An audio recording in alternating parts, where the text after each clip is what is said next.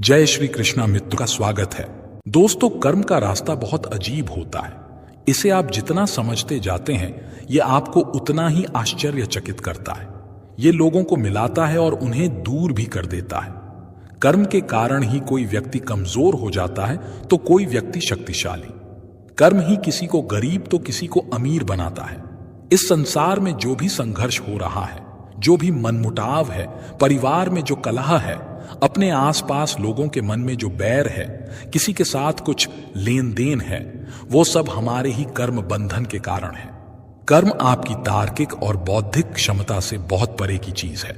जब आप इस कर्म को समझने लगेंगे तो आप घटनाओं और लोगों के साथ बंधना बंद कर देते हैं और आपकी स्व की यात्रा अर्थात अपने अंदर की यात्रा आरंभ हो जाती है।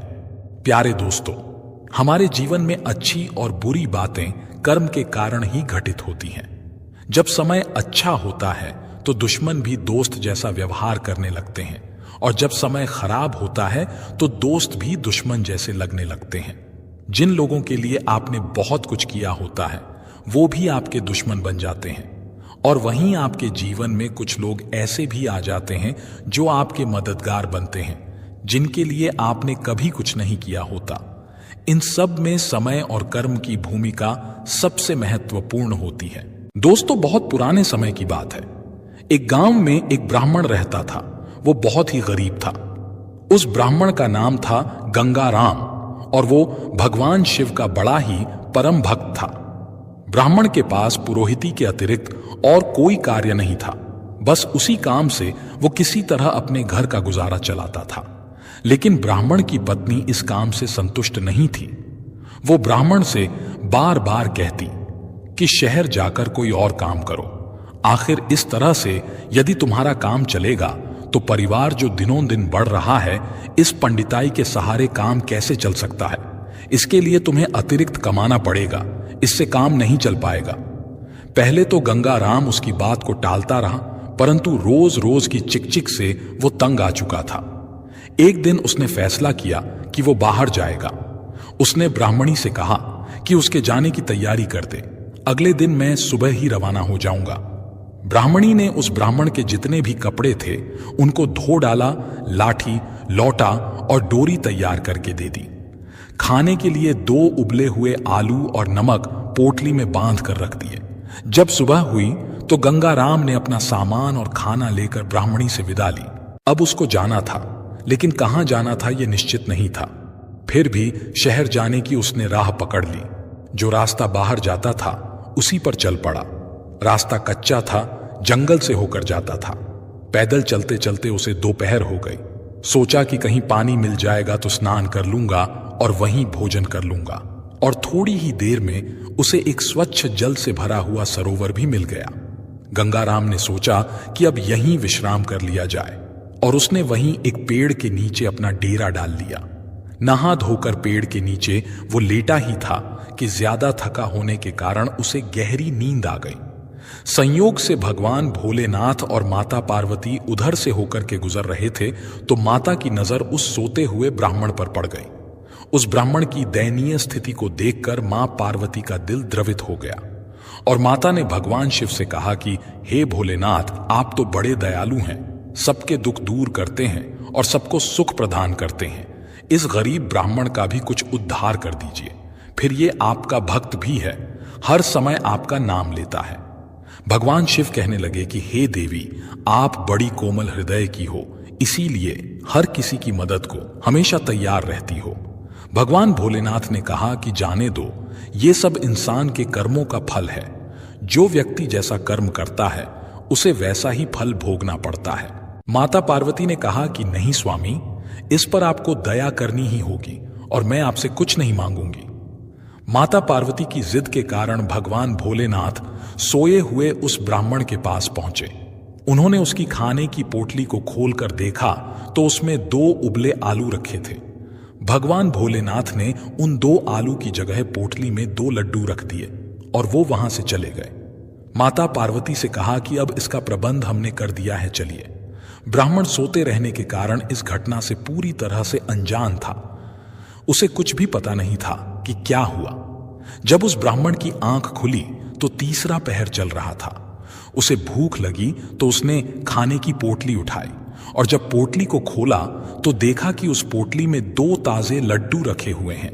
उन लड्डुओं को देखकर ब्राह्मण की भूख और बढ़ गई। वो सोचने लगा कि किसी जजमान के घर से लड्डू आए होंगे। उसने जल्दी ही लड्डू उठाकर अपने मुंह में डाल लिए। उसको बड़ा आश्चर्य हुआ कि पोटली में से 2 लड्डू खाने से फिर से न जाने कहां से 2 लड्डू और आ गए। अब तक वो ऐसा करते करते 15-20 लड्डू खा चुका था, लेकिन उसकी पोटली में अभी भी कुछ लड्डू रखे हुए थे। उसने और सोचना बंद कर दिया। पोटली और सामान उठाकर वापस घर की ओर दौड़ पड़ा। रात का पहला पहर खत्म होने से पहले ही वो घर की चौखट पर था। ब्राह्मणी ने उसे देखते ही भला बुरा कहना शुरू कर दिया। सत्यानाश हो तुम्हारा, कितना समझाकर घर से बाहर तुम्हें भेजा था, लेकिन वो भी तुमने नहीं किया। गंगाराम कहने लगा कि भाग्यवान, अपनी ही कहती रहोगी कि कुछ मेरी भी सुनोगी। हमारे दुख के दिन अब दूर हो चुके हैं। मैं ऐसी चीज लेकर आया हूं कि देखकर तुम खुश हो जाओगी। ब्राह्मणी ने कहा कि दिखाओ, मैं भी तो देखूं ऐसी कौन सी चीज, कौन सा खजाना तुम्हारे हाथ लग गया है जो बिल्लियों की तरह उछल कूद कर रहे हो। ब्राह्मणी ने पानी दिया। पानी पीते ही उसने पोटली खोली। ब्राह्मणी कभी लड्डू देखती है तो कभी गंगाराम को। आखिर ये क्या पहेली है? ब्राह्मण ने खुशी से कहा कि लो लड्डू खाओ। ब्राह्मणी ने उन लड्डुओं को उठाया और खाकर देखा तो उसे बहुत ही स्वादिष्ट लगे। क्या कहना था उन लड्डुओं का। उसने जीवन में कभी ऐसे लड्डू नहीं खाए थे। एक के बाद एक ऐसे करके वो कई लड्डुओं को खा गई, लेकिन पोटली में लड्डू खत्म नहीं होते थे। बच्चों ने भी खूब डटकर लड्डू खाए, लेकिन लड्डू कम होने का नाम ही नहीं ले रहे थे। गंगाराम ने जंगल की सारी घटना के बारे में अपनी पत्नी को बता दिया। ब्राह्मणी ने उसे बताया कि उसने तो पोटली में 2 उबले आलू रखे थे, तो ये लड्डू कैसे आ गए। भोलेनाथ की अनुकंपा समझकर बात समाप्त हो गई। अब गंगाराम ने पत्नी की सलाह से घर के बाहर गंगाराम हलवाई के स्पेशल लड्डुओं का बोर्ड टांग दिया। गांव से 1-2 दिन ऑर्डर आए तो उसने तुरंत पूरे कर दिए। जो भी गंगाराम के लड्डू खाता वो तारीफ किए बिना नहीं रह पाता, क्योंकि ऐसे स्वादिष्ट लड्डू उन लोगों ने भी कभी नहीं खाए, क्योंकि उन लड्डुओं में भगवान भोलेनाथ का हाथ लग चुका था, इसलिए वो इतने स्वादिष्ट थे। गंगाराम ने अपनी पोटली को अंदर रखा था और इस राज को छुपाए रखा था। फिर भी गांव वाले बड़े हैरान थे, क्योंकि गंगाराम को किसी ने भी लड्डू बनाते नहीं देखा, और ना ही उसके घर या दुकान से किसी तरह का धुआं उठता है, और ना ही वो कुछ सामान खरीद कर लाता है। अब उसकी आर्थिक स्थिति धीरे धीरे अच्छी होने लगी। उसने अच्छा सा एक मकान बनवा लिया। कहीं आने जाने के लिए घोड़ी भी रख ली। पत्नी को कई गहने बनवा दिए। उसकी पत्नी सोने चांदी के जेवर से लद चुकी थी। पत्नी की सलाह पर उसने राजा के दरबार में भी आना जाना शुरू कर दिया था। लेकिन जब आदमी बड़ा बन जाता है तो उसके दुश्मन भी कई बन जाते हैं। गांव में जो लोग उसकी तरक्की से जलते थे, वो लोग राज दरबार तक उसकी चुगली करने पहुंच गए। किसी दुश्मन ने उसकी पोटली वाले राज को जान लिया था, और ये बात राजा के कानों तक भी पहुंच चुकी थी। राजा को बताया गया कि ऐसी अनमोल चीज तो राजा के पास होनी चाहिए। एक तुच्छ ब्राह्मण से इसका क्या लेना देना।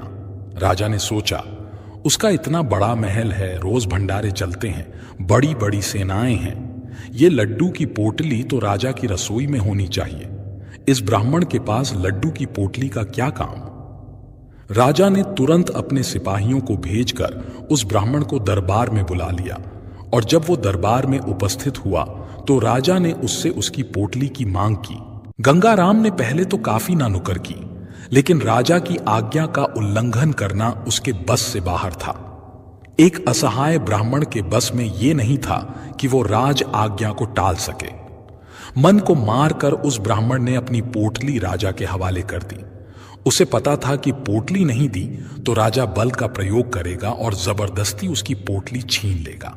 गंगाराम और कोई काम करने के लायक तो था नहीं। जो थोड़ी बहुत जमा पूंजी थी वो भी खर्च हो गई, क्योंकि अब उसकी पत्नी और बच्चों की जीवन शैली भी खर्चीली हो चुकी थी। उसे अपनी पत्नी की सलाह पर राजा से मित्रता करने का पछतावा और अपनी मूर्खता का बोध हो रहा था। उसकी पत्नी भी बहुत दुखी रहने लगी थी। उसके विरोधी अब छटकारे लेकर उसकी बेइज्जती करने से कभी नहीं चूकते थे और तरह तरह की बातें बनाते थे। उसकी पत्नी ने फिर दोबारा उसी स्थान पर जाकर भोलेनाथ की कृपा का आशीर्वाद लेने को ब्राह्मण से कहा। कई बार जब उस ब्राह्मणी ने कहा तो ब्राह्मण मान गया। यथापूर्व तैयारी उस ब्राह्मणी ने ब्राह्मण के जाने की कर दी। वो ब्राह्मण सुबह होते ही अपनी यात्रा पर निकल पड़ा। दोपहर होते होते उसी सरोवर के किनारे वो ब्राह्मण पहुंच गया जहां आज के करीब 3 साल पहले उसे भोलेनाथ का वरदान प्राप्त हुआ था। वो पेड़ की छाया में लेट गया। शीघ्र ही थकान के कारण उसे गहरी नींद आ गई। इसे सुखद संयोग ही कहेंगे कि पहले की ही तरह भगवान शिव और माता पार्वती वहां से निकले। माता पार्वती की नजर जब उस ब्राह्मण पर पड़ी तो उन्हें कुछ याद आया। माता ने तुरंत भगवान से कहा कि हे भोलेनाथ, आपको याद होगा कि हम आज से 3 साल पहले यहां से गुजरे थे और ये वही ब्राह्मण है जिसकी आपने मदद की थी, परंतु इसकी हालत तो वैसी की वैसी है। इसका तो कोई परिवर्तन नहीं हुआ। ऐसा क्यों भोलेनाथ? महादेव तो इसका हाल जानते थे। उनको मालूम था कि गंगाराम की पोटली कहां चली गई। भगवान भोलेनाथ तो सर्वस्व ज्ञानी हैं, अंतर्यामी हैं, वे सब जानते हैं। माता पार्वती ने कहा कि प्रभु इसकी कुछ मदद कीजिए। भगवान भोलेनाथ ने अब उसकी पोटली में 2 लड्डू न रखकर वहां पर 2 ईंटें रख दी और पोटली को बंद कर दिया। माता पार्वती ने कुछ पूछा तो नहीं, लेकिन भोलेनाथ के इस काम से वो हैरान जरूर थीं। वो इस बात को समझती थीं कि भोलेनाथ के हर कार्य में भलाई जरूर छुपी होती है।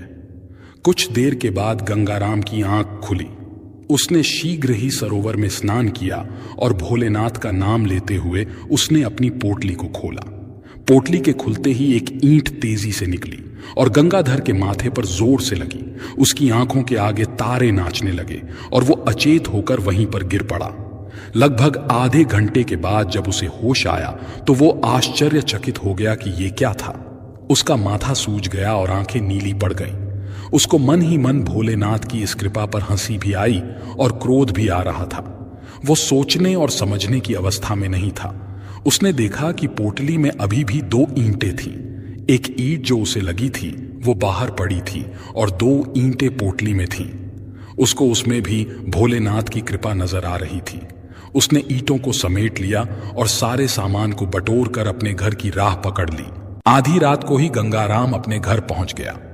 गंगाराम की पत्नी उसका इंतजार कर रही थी। उस ब्राह्मण की ऐसी हालत देखकर ब्राह्मणी को सदमा लग गया। वो बहुत दुखी हो गई। ब्राह्मणी को यह शंका थी कि वो खाली हाथ लौटा है। गंगाराम ने भी पोटली के बारे में कुछ नहीं कहा। हाथ मुंह धोकर भोजन किया और सो गया। उधर उस ब्राह्मणी को पोटली देखे बिना चैन नहीं मिल रहा था। वो दबे पांव उठी और धीरे से उसने पोटली को खोला। पोटली के खुलते ही एक ईंट उसके माथे पर जाकर लगी। ईंट के लगने पर ब्राह्मण की पत्नी की चीख निकल गई। उसने पोटली को झट से बंद किया और हाय राम कहते हुए पीछे हट गई। काफी देर के बाद जब उसको होश आया तो वो भी कराहते हुए कुछ देर बाद सो गई। जब सुबह हुई दोनों उठे, एक दूसरे को देखा तो पूरी कहानी उन दोनों को समझ में आ चुकी थी। न किसी ने कुछ पूछा, न किसी ने कुछ बताया। अब कुछ स्वस्थ होने पर गंगाराम ने अपने दिमाग के घोड़े दौड़ाए कि भोलेनाथ की इस कृपा का क्या उद्देश्य होगा। वो सोचने लगा कि भोलेनाथ ने इस बार 2 लड्डू ना देकर 2 ईंट क्यों दी। वो पोटली को गांव के बाहर सुनसान जगह पर ले गया। उसने भोलेनाथ का नाम लेकर पोटली का मुंह अपने से दूसरी ओर खोल दिया। वो आश्चर्यचकित था कि इस पोटली में से लगातार ईंटें तेजी से उल्टी दिशा में निकल रही थीं। उसने धीरे से पोटली का मुंह बंद कर दिया। पोटली में अभी भी 2 ईंट थीं। अब उसे भोलेनाथ की कृपा का एहसास हो चुका था और इस लीला का उद्देश्य भी उस ब्राह्मण की समझ में आ चुका था, जो था युद्ध। हां, राजा से युद्ध करके अपनी पोटली को वापस लेना। यही भगवान भोलेनाथ की मनसा थी। गंगाराम चुपके से पोटली लेकर के अपने घर को वापस आ गया। उसने राजा के पास एक संदेशा भेजा कि राजा लड्डू वाली पोटली को वापस लौटा दे और आधा राज्य भी दे दे, अन्यथा उससे युद्ध करे। राजा को उस ब्राह्मण का यह संदेश बड़ा अटपटा और बकवास लगा। उसने 100 सिपाहियों को उसे पकड़ लाने के लिए आदेश दे दिया। सिपाही बड़े जोश के साथ उसके घर की ओर आए और गंगाराम को बाहर निकलने के लिए ललकारने लगे। गंगाराम तो पहले से तैयार बैठा था। उसने अपनी पोटली को घर के ऊपर सेट करके रख दिया था। उसने पहले तो सिपाहियों को वापस लौटने की सलाह दी, लेकिन वो नहीं माने। तब वो फौजदारी पर आ गया और उस ब्राह्मण ने अपनी पोटली का मुंह उनकी ओर खोल दिया। अब क्या था, ईंट पर ईंट बरसने लगी। सिपाही लहूलुहान हो चुके थे और दुम दबाकर पीछे भागे। लगभग 300-400 मीटर तक ईंटें उन पर पड़ती रहीं। वो भागकर राजा के पास पहुंचे और सारी कहानी राजा को सुनाई। ऐसी एक तरफा लड़ाई उन्होंने ना तो कभी देखी थी ना कभी सुनी थी। राजा ने अपनी पूरी सेना अपने सेनापति के साथ भेज दी। सैनिक उस ब्राह्मण को पकड़ने के लिए गांव की ओर चले। उस ब्राह्मण ने गांव के बाहर अपना मोर्चा तैयार रखा था। एक ऊंचे टीले पर जो गांव के बाहर था, उस पर अपनी मचान को बना रखा था और वो मचान पर पोटली लेकर चढ़ गया। जैसे ही सैनिक उसकी जगह पर आए, उसने पोटली का मुंह उनकी ओर खोल दिया। अब सैनिकों के पास इस तरह के अस्त्र से लड़ने का कोई हथियार नहीं था। ईंटों की लगातार बारिश हो रही थी। तीर और भाले उसके सामने सब कुछ फेल हो रहे थे। भयंकर चीख पुकार मची थी। सैनिक त्राहिमाम त्राहिमाम करते हुए पीछे की तरफ भाग रहे थे। अब यह खबर राजा के पास पहुंची। ये विचित्र खबर जब राजा ने सुनी तो राजा ने तुरंत एक बैठक बुलाई और विचार विमर्श किया कि अब इस ब्राह्मण से कैसे निपटा जाए। इस पर चर्चा हुई। उसके कई वरिष्ठ मंत्री संधि करने के पक्ष में थे। उनको पता था कि राजा ने उस ब्राह्मण की पोटली को बलपूर्वक छीन लिया है और ब्राह्मण के साथ कोई दैवीय शक्ति उसका साथ दे रही है। इसलिए विवश होकर राजा ने अपना संधि दूत ब्राह्मण के पास भेज दिया। ब्राह्मण ने अपनी दोनों शर्तों को फिर से दोहराया कि अगर मेरी ये दोनों शर्तें राजा को मंजूर हैं, तभी वो संधि के लिए तैयार हो सकता है। राजा ने उसको आधा राज्य देने की घोषणा कर दी थी और उसकी पोटली सम्मान सहित उसको लौटाने की भी घोषणा कर दी थी। वो ब्राह्मण अब महाराज बन चुका था। यह सब भोलेनाथ की कृपा से ही हुआ था।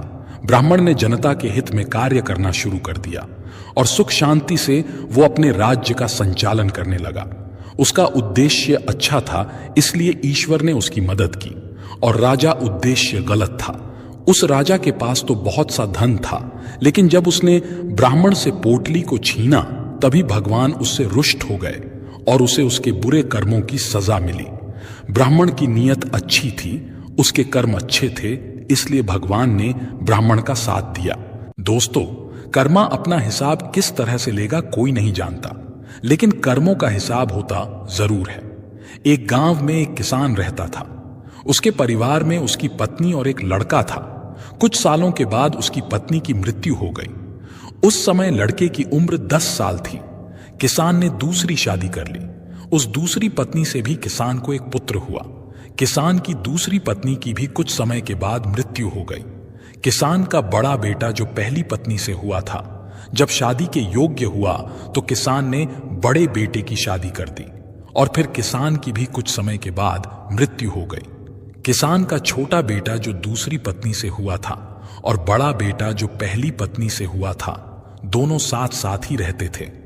कुछ समय के बाद किसान के छोटे बेटे की तबीयत खराब रहने लगी। बड़े भाई ने कुछ आसपास के वैद्य से उसका इलाज करवाया, पर कोई राहत नहीं मिली। छोटे भाई की दिन प्रतिदिन तबीयत बिगड़ती ही जा रही थी और दवाई में उसका खर्चा भी बहुत हो रहा था। एक दिन बड़े भाई ने अपनी पत्नी से सलाह की कि यदि ये छोटा भाई मर जाए तो हमें इसके इलाज के लिए पैसा खर्च नहीं करना पड़ेगा और जायदाद में आधा हिस्सा भी नहीं देना पड़ेगा। तब उसकी पत्नी ने कहा, क्यों ना किसी वैद्य से बात करके इसे जहर दे दिया जाए। किसी को पता भी नहीं चलेगा और कोई रिश्तेदार शक भी नहीं करेगा। वो लोग सोचेंगे कि ये तो बीमार ही था और बीमारी से ही इसकी मृत्यु हो गई। बड़े भाई ने ऐसा ही किया। एक वैद्य से बात की कि आप अपनी फीस बताओ और ऐसा करना कि मेरे छोटे भाई को दवा के बहाने जहर दे देना। वैद्य ने लालच में आकर बात मान ली और लड़के को जहर दे दिया। लड़के की मृत्यु हो गई। उसके भाई और भाभी ने बहुत खुशी मनाई कि रास्ते का कांटा निकल गया। अब सारी संपत्ति, सारी जमीन अपनी हो गई। उसका अंतिम संस्कार कर दिया गया। कुछ महीनों के बाद उनके घर में एक लड़का हुआ। पति और पत्नी ने खूब खुशी मनाई। बड़े ही लाड़ प्यार से लड़के की परवरिश की। कुछ ही वर्षों में वो लड़का जवान हो गया। उन्होंने अपने लड़के की भी शादी कर दी। शादी के कुछ समय के बाद वो लड़का अचानक बीमार रहने लगा। माँ बाप ने बहुत से वैद्य से उसका इलाज करवाया, जिसने जितना पैसा मांगा उसे दिया ताकि वो लड़का ठीक हो जाए। अपने लड़के के इलाज में अपनी आधी संपत्ति तक बेचकर लगा दी, पर लड़का बीमारी के कारण मरने की कगार पर आ गया।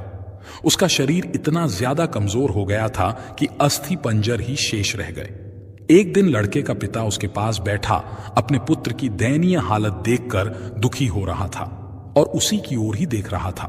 तभी वो लड़का अपने पिता से बोला कि भाई, अपना सारा हिसाब तो हो गया, बस अब कफन और लकड़ी का हिसाब बाकी है, अब उसकी तैयारी कर लो। ये सुनकर उसके पिता ने सोचा कि लड़के का दिमाग काम नहीं कर रहा है, बीमारी के कारण ये विक्षिप्त सा हो गया है। उसने कहा, बेटा, मैं तेरा बाप हूं, भाई नहीं। तब लड़का बोला, मैं आपका वही भाई हूं जिसे आपने जहर दे के मारा था। जिस संपत्ति के लिए आपने मुझे मरवाया था, अब वो संपत्ति मेरे इलाज में आधी बिक चुकी है और आपकी संपत्ति ही शेष रह गई है। मेरा हिसाब तो हो गया। तब उसका पिता फूट फूट कर रोते हुए बोला, मेरा तो कुल का ही नाश हो गया, जो मैंने किया था मेरे ही आगे आ गया। पर तेरी पत्नी का क्या दोष है? इस बेचारी को तो पूरा जीवन अब अकेले विधवा के रूप में गुजारना पड़ेगा। इससे कोई विवाह भी नहीं करेगा। दोस्तों, उस समय विधवा स्त्री से कोई विवाह नहीं करता था, उसे अछूत माना जाता था। तब वो लड़का बोला, भाई, वो वैद्य कहां है जिसने मुझे जहर खिलाया था? तब उसके पिता ने कहा कि वो तो तुम्हारी मृत्यु के 3 साल के बाद ही मर गया था। तब लड़के ने कहा कि ये वही दुष्ट वैद्य है जो आज मेरी पत्नी के रूप में आया है और मेरे मरने के बाद इसे इसके किए का फल भुगतना होगा। प्यारे दोस्तों, हमारा जीवन जो उतार चढ़ाव से भरा होता है, इसके पीछे हमारे अपने ही कर्म होते हैं। हम जैसा बोएंगे वैसा ही काटेंगे। कर्म करो तो फल मिलता है, आज नहीं तो कल मिलता है, और जितना गहरा कुआं हो उतना मीठा जल मिलता है। प्यारे दोस्तों, जीवन के हर कठिन प्रश्न का हल आपके जीवन से ही निकलता है। इसलिए कोई भी कर्म करने से पहले खूब अच्छी प्रकार से सोच विचार कर लो और सदैव अच्छे कर्म करो और कोई ऐसा कर्म ना करो जो आपके लिए कष्टदायक हो। मुझे सुनने के लिए धन्यवाद दोस्तों। मिलते हैं अगली वीडियो में एक नई सीख के साथ। खुश रहिए, अपना ख्याल रखिए। जय श्री कृष्णा।